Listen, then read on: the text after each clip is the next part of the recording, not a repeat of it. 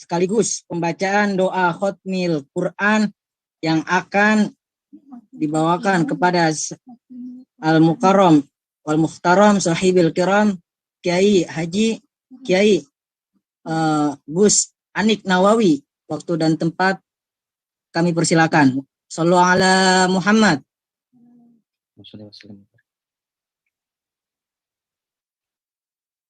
Assalamualaikum warahmatullahi wabarakatuh. Bismillah, alhamdulillah, wassalatu wassalamu ala rasulillah.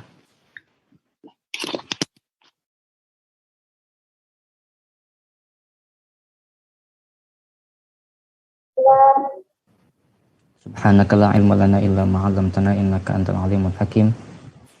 Rabbi shrah li sadri wa yassir li amri wahlul 'uqdatam min lisani yafqahu qawli.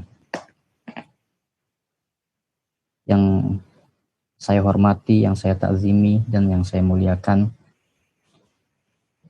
salah satu pendiri PMII, Kiai Haji Nuril Huda.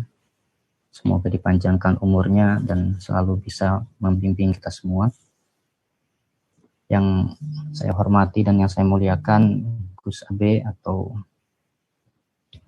sebagai Ketua Umum PB PMII, nama lengkap beliau Muhammad Abdullah Syukri. Saya sudah kenal nama sudah lama sebenarnya, karena kebetulan saya punya teman di Maroko itu dari pesantren Buntat juga. Dia sudah pernah mendengar namanya dan ada sedikit kesamaan lah antara saya dengan Ketua Umum PBPMI saat ini. Kesamaannya beliau pernah menginisiasi berdirinya PCI PMII di Jerman, sedangkan saya dan teman-teman waktu itu bersama Gus Romzi dan ketum mendirikan PMII di Maroko. Nah, semoga kita doakan juga semoga beliau senantiasa diberikan kesehatan dan semoga urusan-urusannya dipermudah oleh Allah Subhanahu wa taala. Yang tak lupa juga saya hormati Ketua PC PMII Jakarta Barat, sahabat Ulil Azmi. Kita ini sebenarnya sama-sama santri di Pondok Pesantren Darul Ukhuwah Kiai Marsudi. Jadi yang kiai itu ya Kiai Nurul Huda itu kiai. Kalau kita semua masih kedudukannya masih santri. Cuman mungkin bedanya saya datangnya belakangan dan kalau ke pesantren cuma seminggu sekali untuk sesekali berdiskusi dengan teman-teman. Oke teman-teman, sebenarnya sangat sulit sekali ya untuk katakanlah kalau menggunakan istilah berceramah atau tausiah dengan media Zoom ini sangat sulit sekali karena kalau acara-acara seperti tausiah ceramah itu memang selain ada talaqil arwah, pertemuan ruh seperti kita ini, harus ada juga talaqil ajsad, pertemuan jasad biar lebih menarik. Tetapi tidak masalah karena ma la yutraku kulluh la yusraku kulluh, sesuatu yang tidak bisa diambil semuanya ya jangan ditinggalkan semuanya.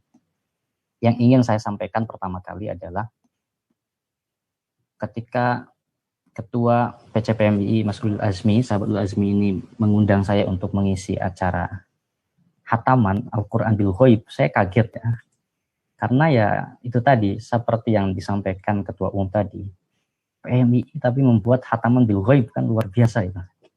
Selama ini kan PMII kajian-kajian filsafat, kajian-kajian pemikiran kiri dan sebagainya kan lebih identiknya dengan hal seperti itu. Tapi kemudian Ketua Umum dengan sahabat-sahabat PMII Jakarta Barat yang lainnya membuat gebrakan baru, yaitu PMII ingin diarahkan kepada takhassus atau mungkin bisa tabahur fil Quran wa ulumihi, ya, di dalam Al-Quran dan di dalam ilmu-ilmunya tentu saja.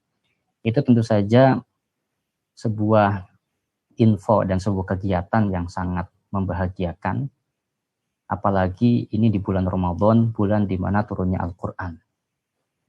Nah, saya ingin sedikit menyampaikan pesan bukan mauidhah tapi pesan sebagai sesama teman kepada sahabat ulul azmi agar tradisi ini diteruskan ya, jangan berhenti. Kenapa seperti itu? Karena di dalam tradisi hataman Al-Quran bil ghaib, sesungguhnya disitulah kita sedang menjalankan proses inna nahnu nazzalna dzikra wa inna lahu lahafizun. Ada dalam proses hataman bil ghaib itu. Nah, kenapa seperti itu? Imam As-Suyuti di dalam kitabnya yang terkenal Al-Itqan fi Ulumil Quran menyebutkan Al-Quran itu setidaknya punya 55 nama. Selain dia disebut Al-Quran, juga disebut Al-Furqan, Asy-Syifa, dan lain-lain, Al-Kitab. Tetapi kalau kita perhatikan, nama yang paling masyhur dari kalamullah ini adalah dua nama, yaitu disebut Al-Quran dan disebut Al-Kitab. Itu nama yang paling masyhur. Jarang sekali kita mendengar nama Al-Furqan atau Asy-Syifa, jarang sekali. Yang paling sering kita dengar adalah Al-Kitab dengan Al-Quran. Nah, Syekh Darros membuat semacam analisa mengapa yang paling terkenal, nama yang masyhur, mengapa Allah mentakdirkan kalamnya ini disebut oleh orang-orang dengan Al-Quran dengan Alkitab. Kenapa yang paling masyhur dua nama ini? Karena menurut Syekh Darros itu, penjagaan Al-Quran ini harus melalui dua ini. Harus melalui qiraah dan harus melalui kitabah. Maksudnya apa? Maksudnya menjaga Al-Quran, tidak mungkin kita hanya mengandalkan sebuah mushaf menjaga Al-Quran. Dan tidak mungkin juga kita hanya mengandalkan hafalan orang-orang dalam menjaga Al-Quran. Jadi untuk menjaga Al-Quran itu perlu adanya dua proses sekaligus. Yang pertama proses qiraah, yang kedua proses kitabah. Qiraah itu dengan hafalan, kitabah itu dengan melihat mushaf. Nah, dan dua proses ini ada di dalam tradisi khataman bil ghaib. Karena dalam khataman bil ghaib biasanya yang qori'nya itu akan membacakan secara bil ghaib, dia lebih fokus ke qiraah, sedangkan teman-teman yang lainnya menyimak. Dan menyimaknya itu dengan melihat Al-Quran. Nah, di situ ada proses yang i'timadnya kepada kitabah, kepada mushaf. Nah, jadi di dalam tradisi menghafalkan Al-Quran inilah, di dalam tradisi khatmil Quran atau hataman Quran bil ghaib inilah, sesungguhnya kita sedang menjalankan tugas yang paling mulia. Biar nggak ngawur ya. Saat Imam Ahmad kemudian berkata kepada Allah, ya Allah, kira-kira, ya Rabb, ma afdalu ma taqarraba bihi al-mutaqarribuna ilaika. Ya Allah, cara yang paling apa? Bagaimana hambamu ini ketika hambamu ingin mendekatkan dirinya kepadamu, cara yang paling apa yang paling bagus? Lalu Allah menjawab, bikalami ya Ahmad. Cara yang paling bagus dengan wasilah, dengan perantara kalamku, dengan perantara Al-Quran. Jadi Quran inilah jalan terbaik kita untuk mendekatkan diri kita kepada Allah Subhanahu wa Ta'ala. Dan yang membahagiakan bagi kita, khususnya orang Indonesia, Imam Ahmad tidak berhenti pertanyaannya sampai di situ. Imam Ahmad melanjutkan pertanyaannya, bifahmin atau bi'oyri fahmin. Apakah yang dimaksud membaca Al-Quran dan itu bisa membawa kita dekat dengan Tuhan? Apakah itu yang dimaksud itu bifahmin am bi'oyri fahmin? Apakah dengan disertai memahaminya atau tanpa memahaminya? Lalu yang menarik jawaban Allah, qala bifahmin wa bi'oyri fahmin. Baik Anda paham maupun tidak paham, itu sama saja. Nah, jadi itu kabar bagus buat kita orang Indonesia yang kebanyakan membaca Al-Quran belum paham maknanya. Nah, jadi teman-teman PMII saat ini, selain di bulan suci Ramadan, juga sudah melakukan, selain melakukan tugas mulia tadi, tugas inna nahnu nazzalna dzikra, juga teman-teman saat ini sedang menjalankan aktivitas yang dinilai paling cepat untuk bisa mendekatkan diri kepada Allah Subhanahu wa Ta'ala, yaitu dengan membaca Al-Quran. Tentu saja masih banyak fadilah-fadilah lainnya, saya mungkin ceritanya sedikit saja, karena setelah ini kita tentu saja yang paling kita tunggu adalah nasihat dan itu dari beliau Kiai Haji Nurul Huda. Nah, yang ingin saya singgung lagi terkait masalah Al-Quran. Al-Quran kita tahu sebagai mukjizat Nabi besar Muhammad SAW. Para ulama sering mengatakan untuk merasakan mukjizat Al-Quran dari sisi keindahan bahasanya, itu tidak bisa dirasakan oleh orang biasa. Yang bisa merasakan hanya orang-orang tertentu yang paham sastra Arab. Nah, tetapi teman-teman, sahabat-sahabat semua, Al-Quran selain memiliki mukjizat di dalam kosakatanya dan susunan kalimatnya, Al-Quran juga merupakan mukjizat karena Al-Quran bisa merubah pola pikir bangsa Arab yang awalnya sangat menjunjung tinggi egoisme dan kefanatikan, berubah menjadi menjunjung tinggi seseorang yang memiliki kualitas tertentu. ada sebuah kisah yang sangat menarik. Waktu itu Sayyidina Umar bin Khattab merupakan khalifah kaum mukminin, kaum muslimin, Amirul Mukminin waktu itu Sayyidina Umar bin Khattab. Suatu hari Sayyidina Umar bin Khattab ini ingin melakukan kunjungan ke Mekah. Kita tahu Khulafaur Rasyidin semuanya asimahnya, pusat pemerintahnya di Madinah. Sayyidina Umar bin Khattab ingin melakukan kunjungan ke Mekah. Waktu itu gubernur Mekah Nafi' bin Abdul Haris, ya, Nafi' bin Abdul Haris. Itu gubernur Mekah saat itu. Nah, Ibnu Abdul Haris ini sebagaimana halnya lazimnya gubernur sekarang, ketika ada kunjungan presiden tentu saja gubernur menjemput. Nah, begitupun juga Nafi' bin Abdul Haris, seorang gubernur Mekah, ketika Sayyidina Umar akan kunjungan ke Mekah, maka Nafi' bin Abdul Haris ini menjemput Umar di perbatasan. Di perbatasan. Ketika Sayyidina Umar dijemput itu, kemudian Sayyidina Umar bertanya kepada Nafi' bin Abdul Haris, "Ya Ibnu Abdul Haris, kira-kira, man istakhlafta ala ahlil wadi?" Kalau Anda menjemput saya di sini, lalu siapa yang Anda tugaskan untuk menggantikan Anda sebagai gubernur sementara lah, untuk mengurusi keperluan-keperluan ahli orang-orang Makkah. Jadi kira-kira pertanyaannya, siapakah yang menggantikan Anda? Siapa yang menjadi pemimpin sementara orang Makkah selama Anda menjemput saya ini?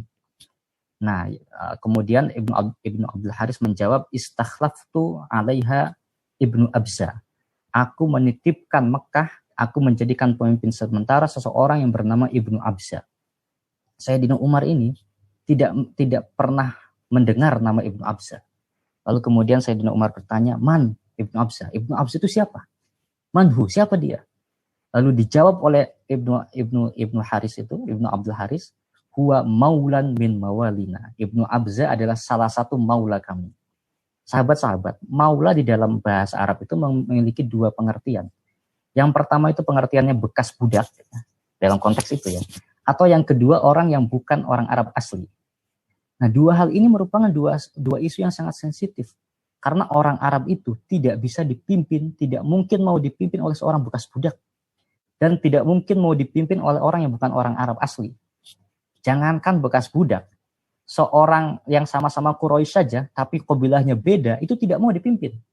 Kita tahu ketika Abu Bakar menggantikan Nabi Muhammad, Abu Bakar kan meskipun Quraisy, tapi dia marganya bukan Hashimi kan, bukan Hashimi. Ketika Abu Bakar itu naik menjadi khalifah, bapaknya Abu Bakar yang bernama Abu Quhafah itu bertanya, apakah Bani Hashim ridho seseorang yang bukan dari Bani Hashim memimpin Bani Hashim? Jadi fanatisme kesukuan sangat tinggi sekali di Arab pada saat itu. Seorang membunuh rajanya adalah sesuatu hal yang biasa. Jadi tidak bisa diatur. Karena itu Sayyidina Umar memiliki alasan yang cukup kuat menanyakan kepada gubernur tadi, mengapa Anda memilih seorang pemimpin sementara, orang yang bekas budak? Apakah orang Quraisy bisa menerimanya? Nah, jawaban dari Ibnu Abdul Haris, ya Amirul Mukminin, innahu hamilun bi kitabillah alimun bil faraid. Wahai Amirul Mukminin, alasan saya mengapa dia dijadikan pemimpin sementara karena dia hafal Al-Quran dan mengerti ilmu faraid. Disitulah kemudian Umar bin Khattab taslim ya. Oke, kalau begitu saya menerima karena saya mendengar langsung Nabi Muhammad mengatakan innallaha yarfa'u bihadzal kitabi aqwaman wa yadh'u bihim akharin. Sesungguhnya Allah akan mengangkat derajat orang yang senantiasa selalu bersama Al-Quran apalagi menghafalkannya dan akan merendahkan derajat orang-orang yang meninggalkan Al-Quran. Nah, jadi bagaimana Al-Quran itu bisa kita lihat dari sejarah. Al-Quran bukan hanya indah, bukan hanya memiliki kandungan mukjizat dari sisi semantiknya atau dari sisi linguistiknya, tidak hanya seperti itu. Tapi Al-Quran juga dia sebagai mukjizat karena dia bisa mengubah psikologi orang Arab. Dia bisa mengubah pola pikir orang Arab. Dan yang paling penting, Al-Quran itu tadi, seperti yang dikatakan Sayyidina Umar dari Nabi Muhammad, yarfa'u bihadzal kitabi aqwaman. Allah itu akan mengangkat derajat orang yang senantiasa bersama Al-Quran dan akan merendahkan derajat orang yang senantiasa jauh dari Al-Quran. Nah, jadi teman-teman, saya yakin lah kalau seandainya program ini dilanjutkan, ya tidak mustahil ya kalau PC PMI Jakarta Barat itu akan menjadi pengurus cabang PMI terbaik. Itu tidak mustahil. Karena teman-teman sedang melakukan sesuatu yang sudah dijamin oleh Nabi Muhammad melalui lisannya Sayyidina Umar. Nah, yang terakhir yang ingin saya sampaikan, biar tidak terlalu panjang. Sesuai dengan visi misi Ketum PBPMI, program itu kan harus berkelanjutan. Nah, saya ingin semacam menantang sahabat Ulul Azmi dan teman-teman semua agar program kita mendekatkan diri kepada Al-Quran itu tidak hanya sebatas kita menghafalkannya dan itu. Jadi kalau hanya sebatas menghafalkannya, katakanlah dalam bahasa yang mungkin agak kasar, kalau kita hanya sebatas menghafalkan Al-Quran, itu tugas itu mungkin sudah diambil oleh banyak sekali pondok-pondok pesantren, pondok-pondok pesantren tahfiz. Nah, saya rasa PMI itu memiliki potensi untuk melakukan hal yang jauh dari itu, lebih dari itu. Jadi kita jangan hanya berhenti di menghafalkan Al-Quran, tapi bagaimana Al-Quran itu kita jadikan sebuah sumber inspirasi untuk kehidupan berbangsa bernegara, untuk kehidupan ber-PMI. Sebagai contoh begini, selama ini, jadi teman-teman yang sekarang hafal Al-Quran itu harus bersyukur, karena kelebihan orang yang hafal Al-Quran, dia akan bisa memotong jembatan yang sebenarnya tidak diperlukan antara dua pengetahuan. Misalkan begini, misalkan kita sering mendengar kelompok-kelompok sebelah mengatakan kalau negara Indonesia dengan undang-undang dasar dan sebagainya itu negara kafir karena menggunakan hukum yang bukan hukum Allah. Selama ini kalau kita tidak paham Al-Quran, selama ini kita akan menjawabnya dengan teori usul fiqh. Misalkan kita akan menjawab, tunggu dulu, ayat yang inil hukmu ilalillah itu fungsi apa? Ayatnya itu khobarkah atau insya'kah atau apa? Kita akan menganalisa secara usul fiqh. Nah, tapi teman-teman, kalau kita paham Al-Quran seperti yang pernah dialami Ibnu Abbas. Jadi Ibnu Abbas radhiyallahu anhu suatu ketika berdebat dengan orang Khawarij. Salah satu topik perdebatannya, orang Khawarij mengatakan Sayyidina Ali kafir karena menggunakan hukum manusia, menggunakan tahkim. Ibnu Abbas menjawab dengan jawaban yang membuat saya waktu itu cukup terkejut. Jawaban Ibnu Abbas itu kepada orang-orang Khawarij. Wahai orang Khawarij, bagaimana pendapat Anda semua jika aku berhasil menunjukkan dari Al-Quran, dari ayat Al-Quran, sebuah ayat yang mengharuskan kita ikut hukum manusia ketika itu ada kemaslahatan. Jadi menurut Ibnu Abbas, ada beberapa ayat di dalam Al-Quran yang justru mengharuskan kita ikut hukum manusia jika hukum manusia tersebut ada kemaslahatan. Akhirnya orang Khawarij ketika ditantang seperti itu, oke, silakan sebutkan ayatnya. Ibnu Abbas lalu kemudian menyebutkan beberapa ayat. Salah satu ayat yang Ibnu Abbas sebutkan, wa in khiftum shiqaqa bainihima fab'athu hakaman min ahlihi wa hakaman min ahliha yuridu islaha yuwaffiqillahu bainahuma. Kata Ibnu Abbas, ada ayat yang mengatakan wa in khiftum shiqaqa bainihima, kalau ada pertikaian di tengah suami istri, di antara suami istri, maka jalan keluarnya dari pihak suami mengutus satu orang untuk bermusyawarah, perwakilan dari pihak suami, dan dari pihak istri pun mengutus satu orang perwakilannya untuk bermusyawarah. Dua perwakilan ini kemudian bermusyawarah, hasil musyawarahnya harus diikuti bersama. Hasil musyawarahnya merupakan keputusan final dan harus diikuti. Lalu Ibnu Abbas kemudian menganalisa.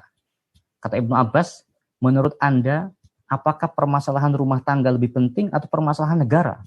Kata orang Khawarij, permasalahan negara lebih penting. Oke, kalau begitu di dalam permasalahan rumah tangga yang tidak terlalu penting saja, kita disuruh Allah untuk mengikuti hukum manusia jika ada kemaslahatan, apalagi dalam permasalahan negara. Dalam permasalahan negara yang lebih urgen, kita diharuskan ikut hukum manusia jika ada kemaslahatan. Jadi Ibnu Abbas, karena Ibnu Abbas seorang yang sangat menguasai Al-Quran, tidak perlu lagi menggunakan dalil-dalil usul fiqh dan sebagainya dengan menggunakan Al-Quran. Nah, jadi itu yang saya maksud, bagaimana agar ayat-ayat Al-Quran ini kita jadikan inspirasi. Karena banyak sekali ayat-ayat Al-Quran yang sumber inspirasi yang mungkin belum kita gali. Misalkan ada sebuah kitab yang berjudul Mausu'atu Ghoraibil Qasas, ensiklopedia kisah-kisah yang menarik gitu ya. Jadi ada sebuah kejadian di Amerika sana, itu dikisahkan di kitab itu. Ada sebuah kejadian di Amerika sana sebelum ditemukan teori DNA, ada kejadian, ada sebuah rumah sakit yang kemudian ada dua ibu yang akan melahirkan di situ, tapi kemudian pihak rumah sakit lupa memberikan gelang tanda pengenal. Nah, sedangkan bayinya itu yang satu laki-laki, yang satu perempuan. Jadi tidak diketahui siapa ibu pemilik bayi laki-laki dan siapa ibu pemilik bayi perempuan. Akhirnya pihak rumah sakit rapat.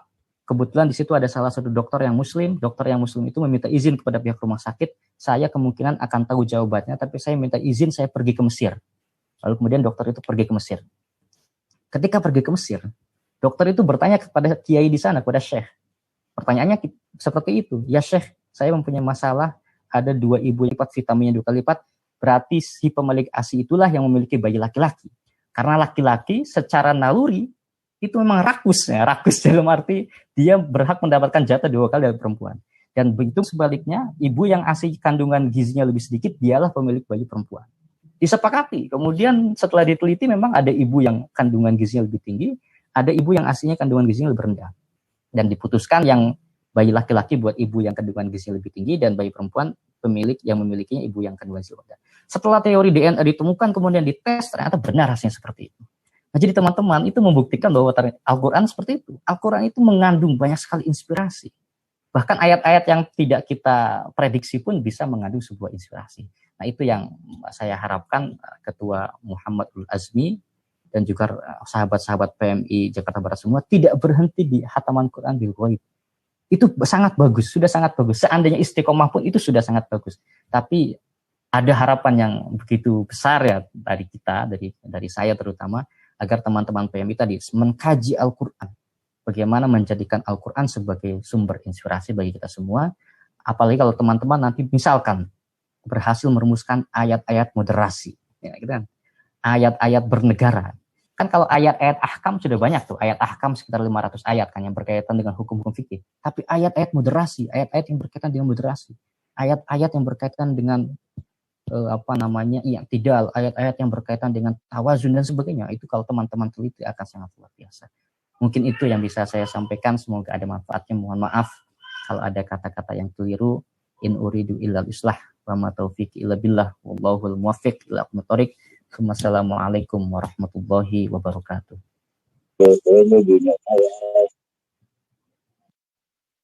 Waalaikumsalam warahmatullahi wabarakatuh.